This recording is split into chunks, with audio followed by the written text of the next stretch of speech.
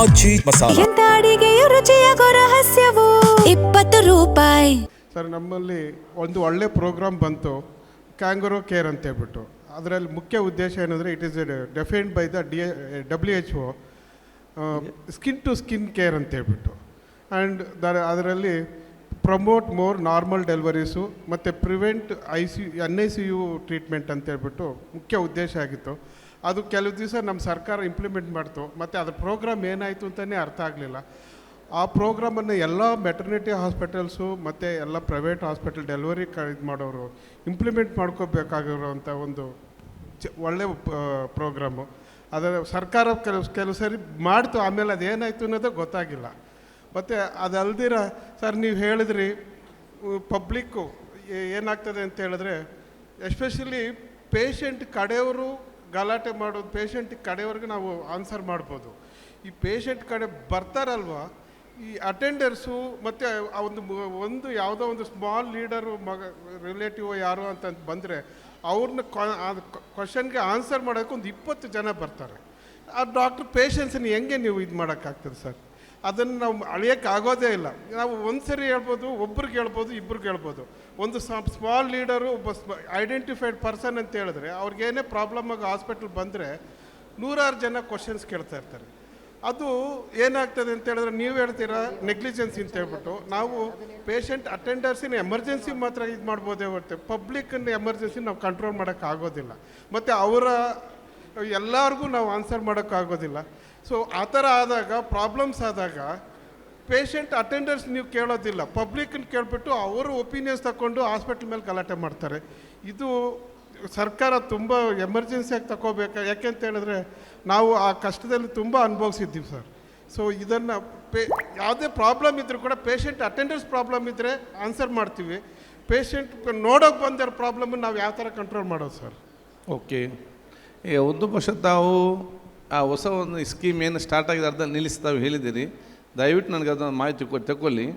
ಬಹುಶಃ ಮುಂದಿನ ಅದನ್ನು ನಾವು ಚಾಲನೆ ಮಾಡಲಿಕ್ಕೆ ಅದು ಮಾಡ್ತಾ ಇದ್ದೇವೆ ಸರ್. ಕಾಂಗ್ರೋ ಮದರ್ ಕೇರ್ ಅಂತ ಈಗ ಸ್ಟಾಪ್ ಮಾಡೋದು ಅಂತ ಹೇಳ್ತಾರಲ್ಲ? ಇಲ್ಲ, ಅದು ನಡೀತಾ ಇದೆ ಸರ್. ಅದು ಎಲ್ಲಿ ನಡೀತಾ ಇದೆ? ಎಲ್ಲ ತಾಲೂಕು ಆಸ್ಪತ್ರೆಗಳಲ್ಲೂ, ಜಿಲ್ಲಾಸ್ಪತ್ರೆ ತಾಲೂಕು ಆಸ್ಪತ್ರೆಗಳಲ್ಲಿ ನಡೀತಾ ಇದೆ.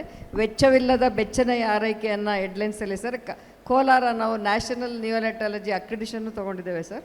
ಅದಕ್ಕೆ ಚೇರ್ಸ್ಗಳ ಸ್ಪೆಷಲ್ ಕೊಟ್ಟು ಕೌನ್ಸಿಲರ್ಸ್ನು ಇಟ್ಟಿದ್ದೇವೆ. ಬಟ್ ಅವ್ರು ಅಂದ್ಕೊಂಡಿರೋ ರೀತಿಲಿ ಇನ್ನೂ ಹೆಚ್ಚಿನ ಮಾಡ್ಬೋದು. ಮತ್ತು ಯಾವಾಗಲೇ ಆಗಲಿ ನಮ್ಮ ಪ್ರಾಬ್ಲಮ್, ನಮ್ಮ ಏನೇ ಹಾಸ್ಪಿಟ್ಲಲ್ಲಿ ಇದಾಯಿತು, ಬಿಲ್ ಜಾಸ್ತಿ ಆಯಿತು, ಸಡನ್ನಾಗಿ ಪೇಷಂಟ್ ಡೆತ್ ಆಯಿತು ಅಂತ ಹೇಳಿದ್ರೆ ಅದೊಂದು ಜನರಲೈಸ್ ಇದಾಗ್ಬಿಟ್ಟಿದೆ ಸರ್. ಗಲಾಟೆ ಮಾಡಿದ್ರೆ ಬಿಲ್ ಎಲ್ಲ ಮಾಫಿ ಮಾಡಿಬಿಡ್ತಾರೆ.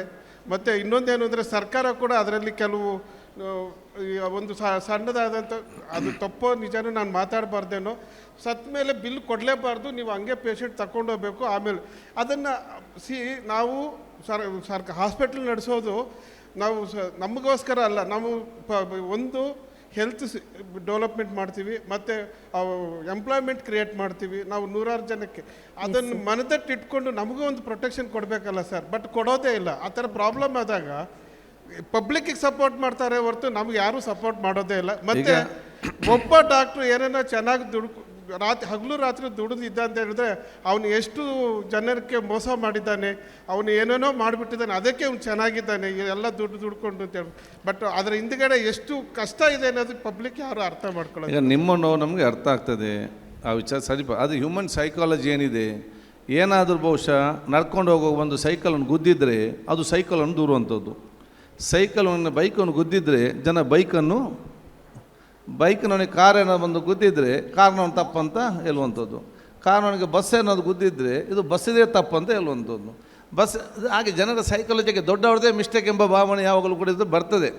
ಅದು ನನಗೆ ಈ ವಿಚಾರ ನನಗೆ ಅರ್ಥ ಆಗ್ತದೆ. ಆದರೂ ಕೂಡ ಆದಷ್ಟು ಕಡಿಮೆ ಮಾಡಿದ ವೃತ್ತಿಯಲ್ಲಿ ಮತ್ತು ಇದು ಏನಿದೆ ನೀವು ಹೇಳಿದರೆ ಕೆಲವು ವಿಚಾರಗಳು ನಾವು ಗಣನೆ ತಗೊಂಡು ಇನ್ನಷ್ಟು ರಕ್ಷಣೆ ಕೊಡೋದ ಕೆಲಸ ನಾವು ಖಂಡಿತವಾಗಿ ಇವತ್ತು ಮಾಡ್ತೇವೆ. ಅದು ಆ ಪರಿಸ್ಥಿತಿ ಬರ್ತದೆ, ನಾವು ನೋಡಿದ ವ್ಯವಸ್ಥೆ ಆಗಬೇಕು. ಎಬ್ಬರಿಗೂ ಜಾಯಿಂಟಾಗಿ ಅದನ್ನು ಮಾಡಬೇಕಾಗ್ತದೆ. ಓವರಾಲ್ ಎಲ್ಲ ಪ್ರಶ್ನೆಗಳಲ್ಲೂ ಅರ್ಥ ಆಗಿದ್ದು ಜನರ ಆರೋಗ್ಯ ಜೊತೆ ಪೇಷನ್ಸ್ ಬೇಕು ಜನಕ್ಕೆ ಅಂತ. ಅಟ್ಲೀಸ್ಟ್ ಒಂದು ಸತ್ಯಾಸತ್ಯತೆ ತಿಳ್ಕೊಳ್ಳೋಷ್ಟಾದರೂ ಪೇಷನ್ಸ್ ಬೇಕು ಅಂತ. ಎನಿವೆ, ಮತ್ತೆ ಯಾರ್ದಾದ್ರೂ ಪ್ರಶ್ನೆ ಇದೆಯಾ? ಓಕೆ, ಕೇಳಿ ಸರ್. ಸರ್ ನಮಸ್ತೆ, ಡಾಕ್ಟರ್ ಪೃಥ್ವಿಲ್ ಪಾಟೀಲ್. ನಾನು ಕೆಲಸ ಮಾಡೋದು ತುರ್ತು ಚಿಕಿತ್ಸೆ ಎಮರ್ಜೆನ್ಸಿ ಡಿಪಾರ್ಟ್ಮೆಂಟ್ನಲ್ಲಿ. ನಮಗೆ 100 ಪೇಷಂಟ್ ಬಂದರೆ ಅದರಲ್ಲಿ 97 ಜನನ 100% ಉಳಿಸ್ತಾ ಇದ್ದೀವಿ. ಇನ್ನು 3 ಮಾರ್ಟಾಲಿಟಿ ರೇಟ್ ಇದೆ. ಅದು ಏನಕ್ಕೆ ಅಂತಂದರೆ ರಜನಿ ಮೇಡಮ್ ಅವಾಗಲೇ ಹೇಳ್ದಂಗೆ PHCಯಲ್ಲೂ ಹಾರ್ಟ್ ಅಟ್ಯಾಕ್ನ AI ಕ್ಲೌಡಿಂದ ಇಂಟಿಗ್ರೇಟ್ ಮಾಡಿ ಹಾರ್ಟ್ ಅಟ್ಯಾಕ್ ಅಂತ ತಿಳಿಸಿ ಇಮಿಡಿಯೇಟ್ ಆ್ಯಂಬುಲೆನ್ಸಲ್ಲಿ ಕಳಿಸ್ತಾ ಇದ್ದಾರೆ. ಆದರೆ ನಮ್ಮ ಹಾಸ್ಪಿಟಲಿಗೆ ಬರಬೇಕಾದ್ರೆ ಒಂದು ಸಣ್ಣ ಸಿಗ್ನಲಲ್ಲಿ 50 ಗಾಡಿ ಇದ್ದರೆ 2 ಮಿನಿಟ್ಸ್ ಅಲ್ಲೇ ಲಾಸ್ ಆಗ್ತಾ ಇದೆ. ಒಂದು ಸೀಟ್ ಬೆಲ್ಟ್ ಹಾಕಿಲ್ಲ ಅಂದರೆ ಫೋಟೋ ಬರುತ್ತೆ, ಹೆಲ್ಮೆಟ್ ಹಾಕಿಲ್ಲ ಅಂದರೆ ಫೋಟೋ ಬರುತ್ತೆ, ಆದರೆ ಆ್ಯಂಬುಲೆನ್ಸಿಗೆ ಜಾಗ ಯಾಕೆ ಸಿಗ್ತಾ ಇಲ್ಲ? ಏಕೆಂದರೆ ಆ ಒಂದು ನಿಮಿಷ ಪೇಷಂಟು ನಮಗೆ ಮುಂಚೆ ಬಂದರೆ ಆ 3 ಮಾರ್ಟಾಲಿಟಿ ಏನಿದೆ ಅದನ್ನು ನಾವು ಸೇವ್ ಮಾಡೋ ಸಾಧ್ಯತೆ ಖಂಡಿತ ಇದೆ ಸರ್. ಖಂಡಿತವಾಗಿ ನಾನು ಅದನ್ನು ಒಪ್ತೇನೆ. ಟ್ರಾಫಿಕಲ್ಲಿ ಸಿಟಿಯಲ್ಲಿ ಕೂಡ ದೊಡ್ಡ ಪ್ರಾಬ್ಲಮ್ ಇವತ್ತು ಆಗಿದೆ.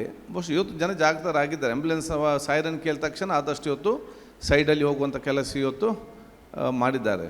ಮತ್ತು ಯಾವ ಜಿಲ್ಲೆ ಯಾವ ರಾಜ್ಯ ಇವತ್ತು ಸಿಟಿನ ಡೆವಲಪ್ ಆಗ್ತದ ಆ ಎಲ್ಲ ಸಿಟಿಯಲ್ಲಿಗೂ ರೋಡ್ ಬ್ಲಾಕ್ ಆಗೇ ಆಗ್ತದೆ. ಇದು ಬೆಂಗಳೂರಿನಲ್ಲಿ ಮಾತ್ರ ಅಲ್ಲ, ನೀವು ವಿಶ್ವದ ಯಾವುದೇ ದೇಶಕ್ಕೆ ಹೋಗಿ ಎಲ್ಲಿ ಡೆವಲಪ್ಮೆಂಟ್ ಆಗ್ತಾ ಹೋಗಿದೆ ಅಲ್ಲಿ ವೆಹಿಕಲ್ ಟ್ರಾಫಿಕ್ ಜಾಸ್ತಿ ಆಗ್ತಾ ಹೋಗ್ತದೆ.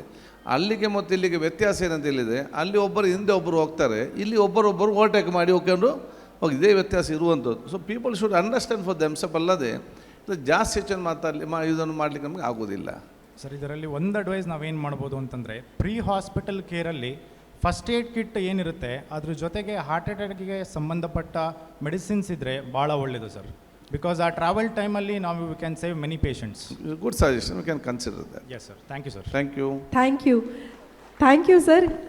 ಮೋಸ್ಟ್ಲಿ ನಿಮ್ಮ ಹೆಸರಲ್ಲೇ ಒಂದಷ್ಟು ಕದರ್ ಇರಬಹುದು, ಹಾಗಾಗಿ ಜನರ ನಿರೀಕ್ಷೆಗಳು ದುಪ್ಪಟ್ಟಾಗ್ತಾ ಇದೆ ಅಂತ ನನಗೆ ಅನಿಸುತ್ತೆ. ನೀವೇ ಆರೋಗ್ಯ ಇಲಾಖೆ ಜವಾಬ್ದಾರಿ ಹೊತ್ತಿದ್ದೀರಿ, ಸಾಧನೆಗಳು ಇದೆ, ಅದ್ರ ಜೊತೆ ಸವಾಲುಗಳು ಇದೆ. ಅದನ್ನೆಲ್ಲ ಕೂಡ ಆ ಸಾಧನೆಗಳನ್ನು ಮೆಟ್ಟಿ ನಿಲ್ಲಿ ಅಂತ ವಿಶ್ ಮಾಡ್ತಾ thank you so much sir. ಇಷ್ಟೊತ್ತು ನಮಗೋಸ್ಕರ ಸಮಯ ಕೊಟ್ಟು ನಮ್ಮ ಪ್ರಶ್ನೆಗಳಿಗೆ ಉತ್ತರ ಕೊಟ್ಟಿದ್ದಕ್ಕೆ ಧನ್ಯವಾದ. ಗ್ಯಾರಂಟಿ ನ್ಯೂಸ್ ಪರವಾಗಿ thank you sir. Thank you.